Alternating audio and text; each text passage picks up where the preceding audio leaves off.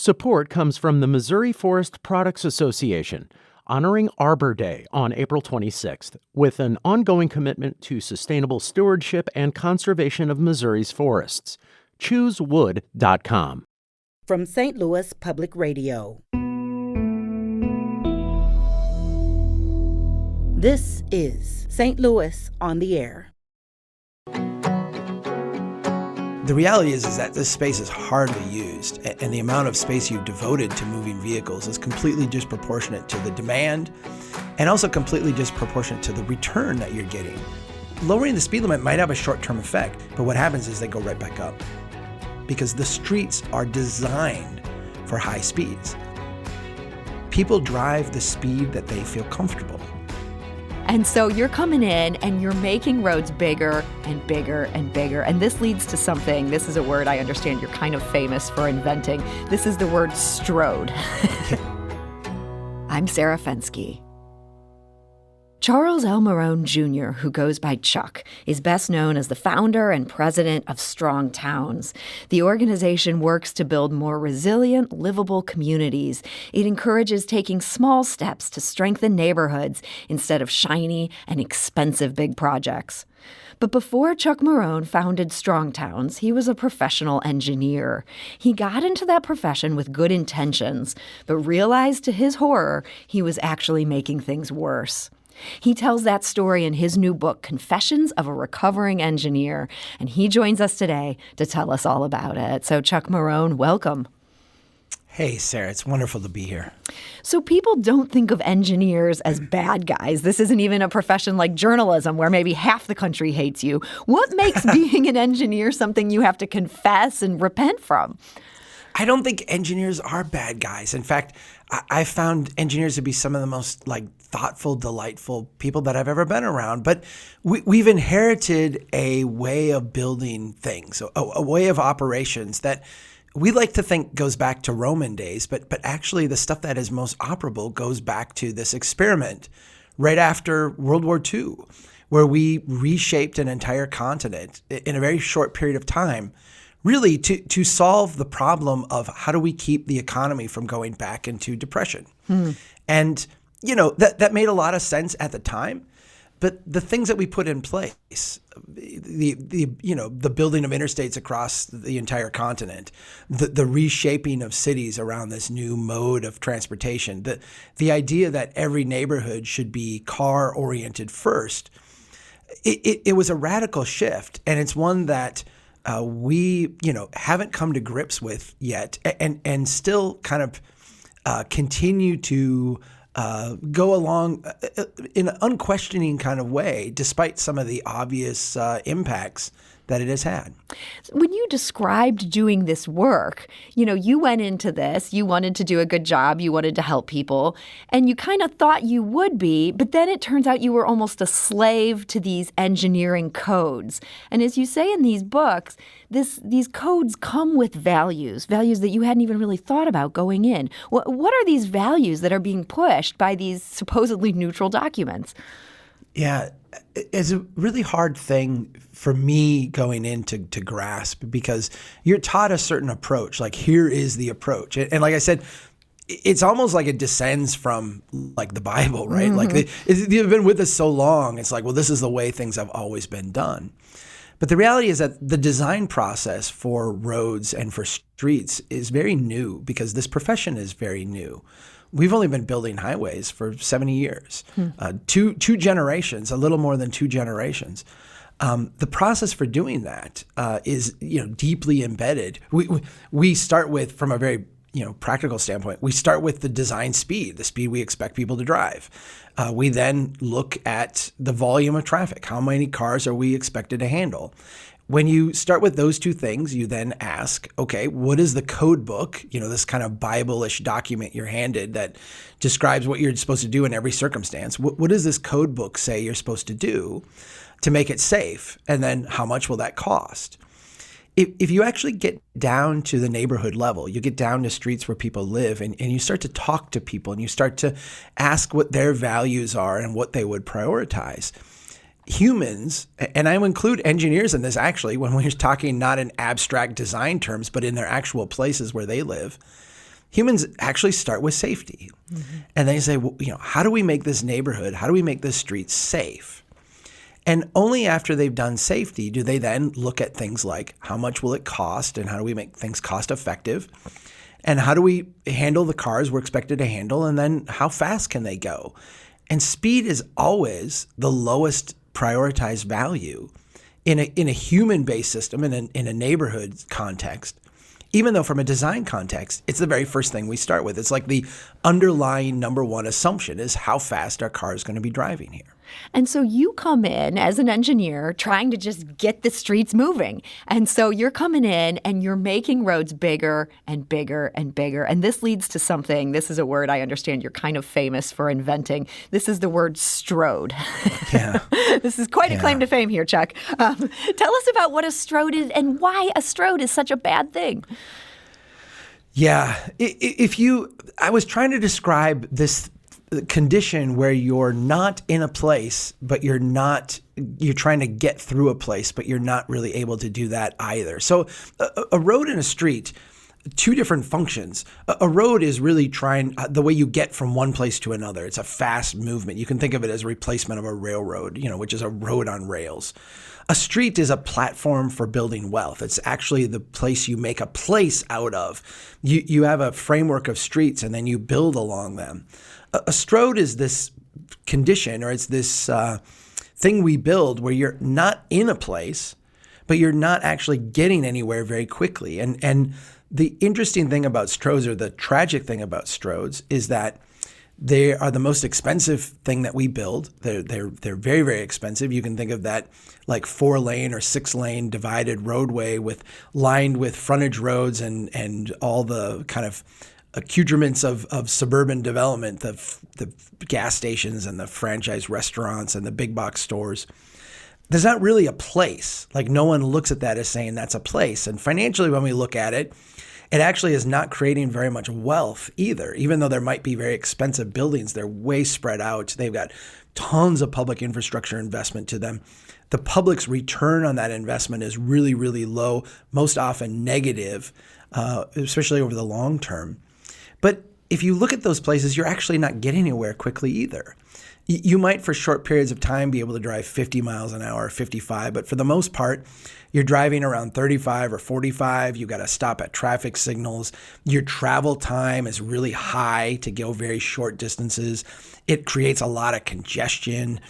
So we make these massive investments in moving people, but no one moves quickly. We make these investments in building a place, but it's not really a place, and it doesn't create a lot of value.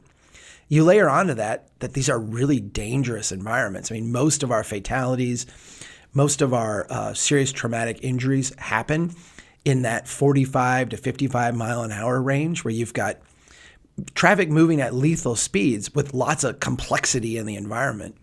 And stroads are just like nasty places to be.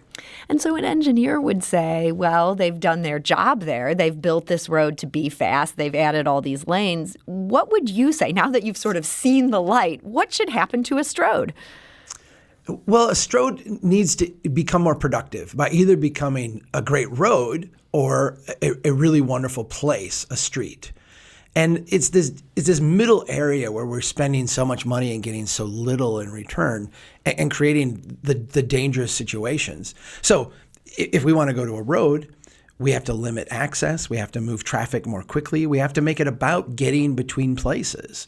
And so the kind of short-term mining of this public investment to get that gas station or get that big box store or that strip mall is really contrary to the idea of moving vehicles quickly. And we need to resist that. We need to go back and close these accesses and move things along. If we're going to build a place, we actually have to slow traffic. And so if we want to make the strode into a street, we need to slow traffic. We need to thicken up those neighborhoods. We need a lot more private investment along that street. And we need to prioritize humans in that place. So people on foot, people on bikes, people in wheelchairs. We need to make it a place where humans can be outside of a vehicle, very comfortable and very safe. So is the problem in America that we're trying to have it both ways? We kind of Yes. want too many of our roads to be all things for all people. You just can't have that. Yes. And I think it's It's easy to say, as Americans, we are very used to having our cake and eating it too, or at least thinking that we can. But I think from a design standpoint, it's actually a little bit more seductive because the Stroads are generally paid for or built with state, federal, maybe sometimes even regional money. But the tax base is something that we experience locally. So in a sense, we can tap into these outside resources to create what is really like a sugar high, like quick levels of growth in the community. And that quick level of growth gives us cash flow. I mean, we get building permits, we get, new tax base, what have you, at very low cost for us up front initially. So there's kind of like a financial incentive. There is a financial incentive. It's kind of seductive for us to do this. Mm-hmm. The problem is we wind up hollowing out our places. We wind up destroying our core downtowns, which tend to be financially like really productive with a lot of local entrepreneurs and local businesses. We tend to make our neighborhoods less inviting places to be. And so they wind up being almost like a slash and burn kind of agriculture where you build it and it's okay for a while, but then a generation later it starts to fall apart and there's no renewal mechanism. So this pattern of development gives us like the financial fix. Again, going back to how do we stay out of the Great Depression? We build real quickly, right? We come up with a pattern of development that can quickly replicate itself and build very, very quickly. The question we have now is not how do we stay out of depression, but how do we make use of all this stuff we built? How do we mature our places so they're places not only that are safe and productive and healthy, but they're places people care about enough to want to take care of and stay in and have survived multiple generations. That's the big challenge we have today. So you had a really interesting example, one that I did not see coming as you were talking about making Stroads work or fixing Stroads. And this has to do with a visit you had to Paris. You talk about the Champs-Élysées. And this is actually a Stroad. It would never occur to me that would be a Stroad. How do they make the Stroad work there? And then, of course, how did that end up changing entirely? Well, the Champs-Élysées is just like this amazing boulevard, grand boulevard of Paris. Mm-hmm. And when I was first there, I was in shock because it never occurred to me that you could both move traffic quickly and efficiently and have a place. But the way they did it is they took those functions and put them in separate places. A Stroad tries to do both at once and fails. In the Champs-Élysées, you've got in the middle of the street. I mean, imagine if people who haven't been there will have to describe it. They need to go there is what they need to do. There, but please. yeah, It's absent amazing. that. In the middle of the street, you have the part of that is given over to vehicles. So there's like 3 lanes in each direction. They're moving very, very quickly. They're in the middle. But on the edges of that, you have this wide buffer of trees. And then you have what are called, in engineering terms, are called slip lanes. So they're little lanes off the side that are like streets. Traffic moves very, very slow. There's parking along it.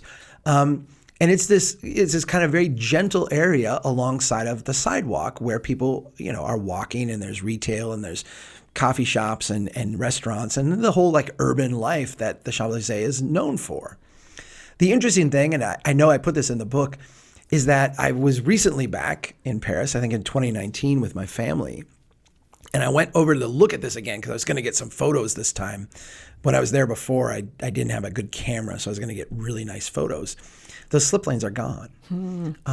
And it's no longer a Stroad. It's actually more of a road now because the middle still functions the way it did before. They're actually trying to tame it a little bit more and make it into a street. But the slip lanes are gone, and they're all given over to people walking now. They have these beautiful wide sidewalks. They have all this stuff going on over there, artists and street vendors and kind of what we would think of as like entrepreneurs. It's a very exciting place, but they've replaced that automobile space with human space and made what is a fantastic boulevard even better. So I'm thinking of St. Louis, and if there's anything this city has so much of, it is these giant roads with just not enough cars to justify them, not enough going on the sides of it. Do you think this kind of thing, obviously we don't have Paris's cachet here, but is this the sort of thing that could translate on a human level to a city that has overly wide roads? Yes, and St. Louis is a tragedy in that way. I was recently able to spend some time there, and one of the things you're struck with as an engineer, as an urban designer, is that you have vastly too much space given over to very little demand for vehicles. Mm-hmm. And I know people listening to this are probably saying, what do you mean? When I drive, it's congested. Yeah, for like a tiny periods of time, our system creates congestion at pinch points. But the reality is that this space is hardly used, and the amount of space you've devoted to moving vehicles is completely disproportionate to the demand and also completely disproportionate to the return that you're getting. It would be delightful. It would be wonderful. And I think that St. Louis would benefit financially in large ways, not to mention quality of life and public health and a whole bunch of other things. But just if we just look at sheer finances, recapturing a lot of the space you've dedicated now to moving vehicles quickly and giving that over to other uses that would be more beneficial. We're talking today to Chuck Marohn. His new book is Confessions of a Recovering Engineer, Transportation for a Strong Town. We need to take a quick break, but we'll be back shortly to continue this conversation and talk some more specifics that could apply here to St. Louis and our completely dangerous roads. This is St. Louis on the Air on St. Louis Public Radio.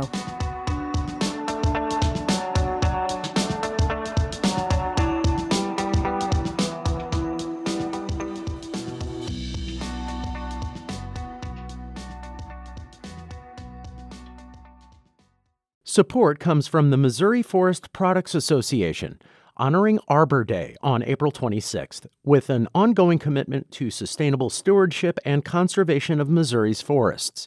ChooseWood.com.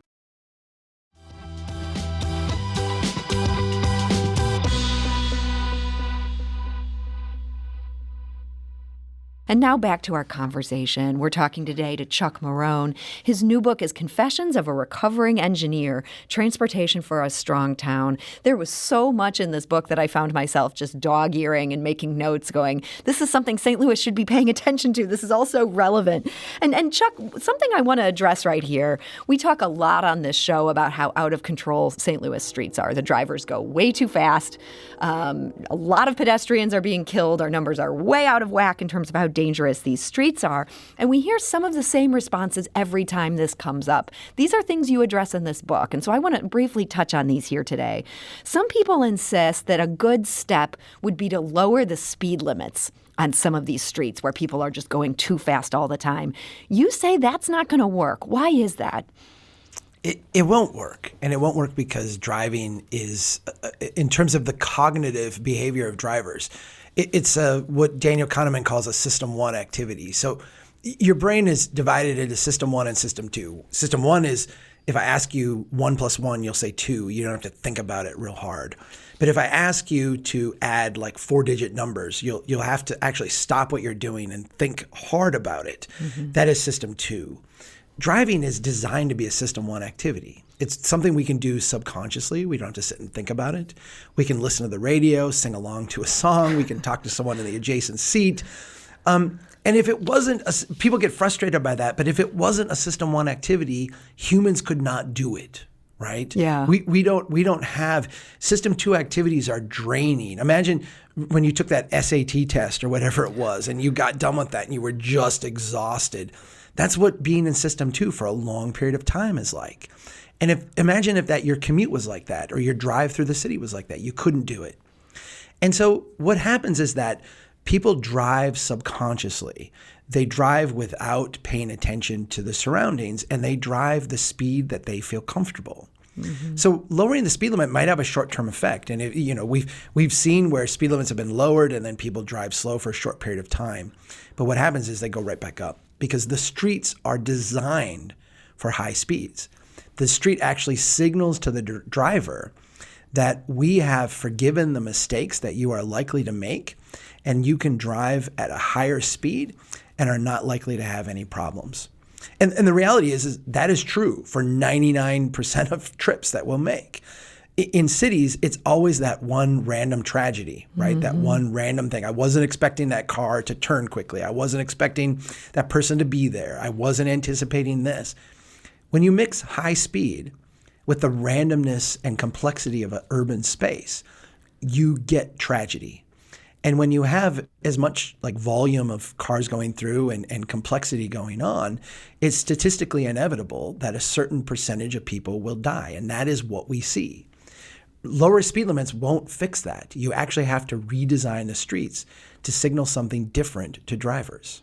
And so this does go back to the engineers. Like, you've sort of designed these streets in ways that tell our subconscious, okay, you're safe going 40 miles an hour. My brain can't help it. I'm going to go 40, maybe 45. That's exactly right. And let's give engineers their due, right? Because I think what the problem they were trying to solve was, how do we keep drivers safe? And on a highway, the way you keep drivers safe is you widen out lanes and you widen out clear zones, and you put a lot of buffer space in so that the driver, if they make a mistake, have plenty of recovery room to get back on course. When you bring that design ethic, however, into an urban space, you signal the wrong things to drivers. You signal to them that there is no complexity here. Everything is fine, and go ahead and drive faster than what we know is actually safe for that space. On an urban street, anything over 15 miles an hour is potentially lethal, and anything over 20 miles an hour is lethal. Mm-hmm. And so the idea that we would have like a 30 mile an hour, design speed, and actually our design speeds tend to be even higher than that because we're, again, putting in buffer areas for the driver. What it does is it's transferring the risk of that space from the person behind the wheel to the person outside of the vehicle. And that is where I think the priorities of the engineering profession embedded within them are the most misaligned with society. Very few people in society think that we should be willing to sacrifice humans outside of a vehicle to save people a few seconds here or there. And engineers don't think that either. They're just kind of trapped in the design mentality that they've created for themselves. Hmm. One of the other things you hear from a lot of people in St. Louis, and for the first time in a while, our police department is now saying, okay, we have a plan, we're actually going to do this, is that we need more traffic enforcement, that more people should be stopped if they're driving in dangerous ways. You grapple with this idea in your book, and this chapter that you had on this was counterintuitive in some ways. It really pushed me to think hard about this. You're not in favor of officers doing more traffic stops. Why is that?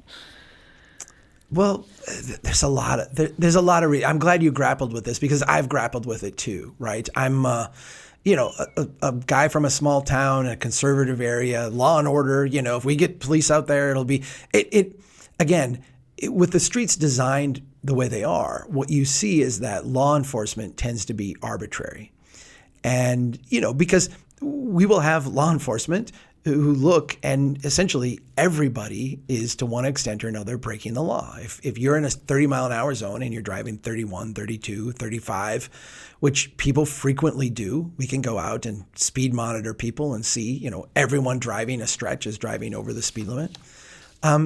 That's not a law enforcement issue. And what we do when we make it a law enforcement issue is in two ways we make a situation artificially dangerous.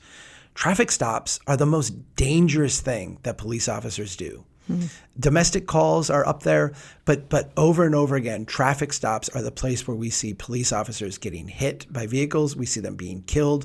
We see people pulling weapons on them. It's a very high stress, dangerous situation for them.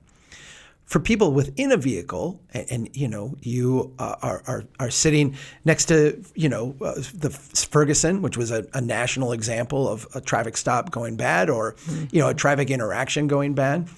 We have had ours here in Minnesota, so I'm not casting stones.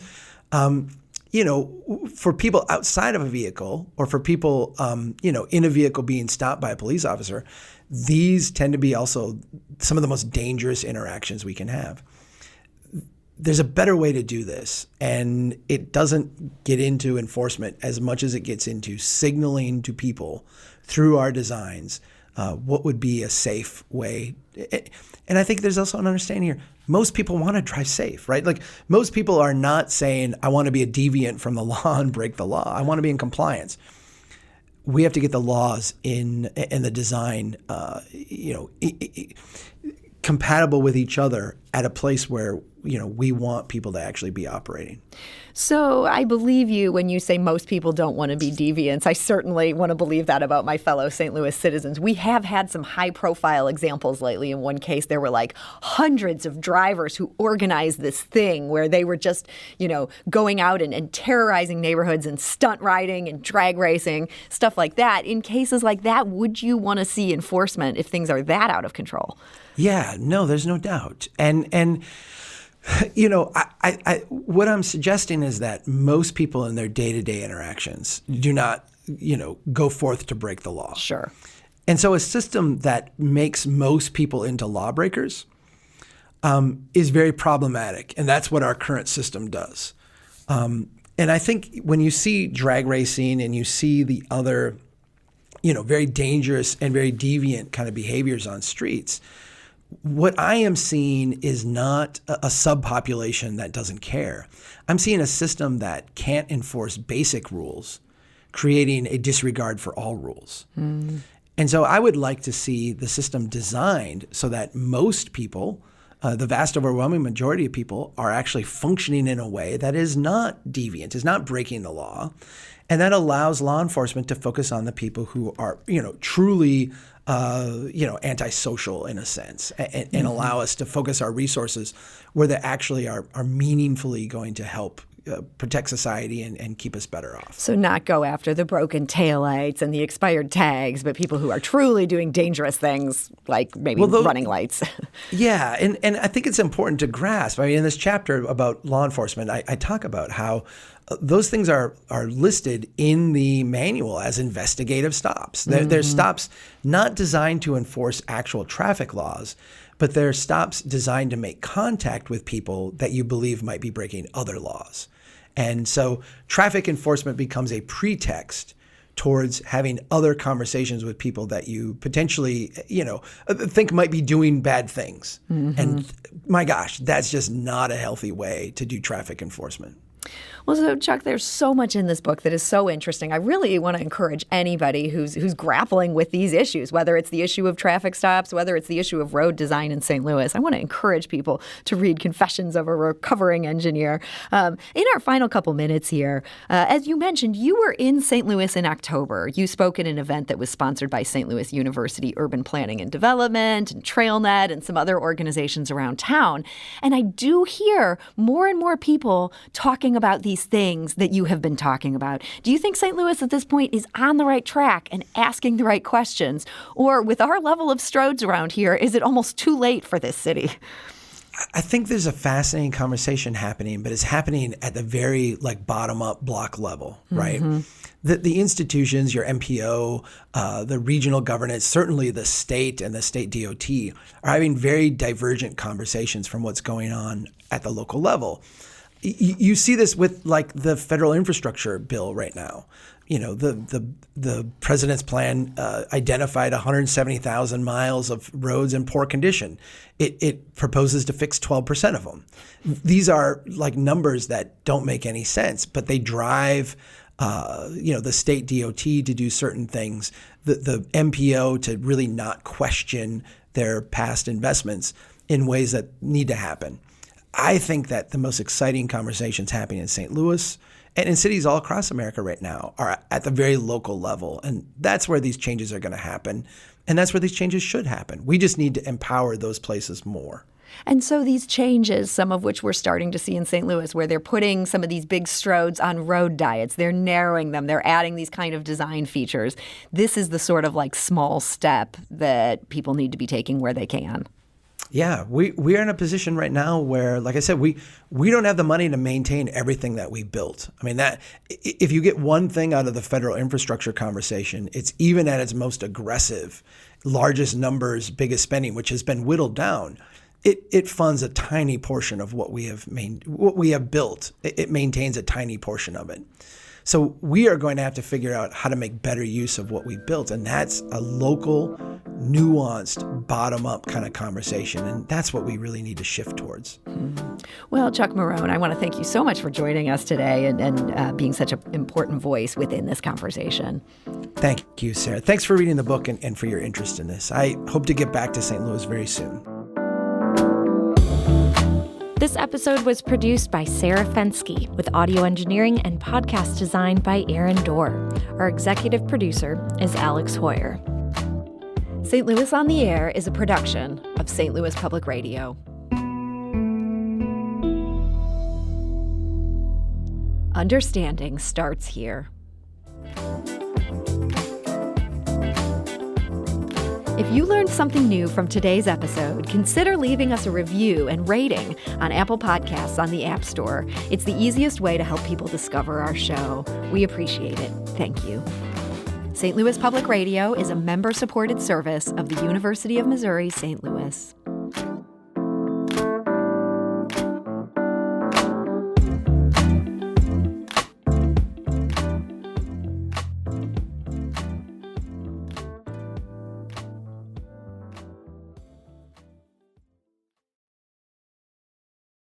Support comes from the Missouri Forest Products Association, honoring Arbor Day on April 26th, with an ongoing commitment to sustainable stewardship and conservation of Missouri's forests.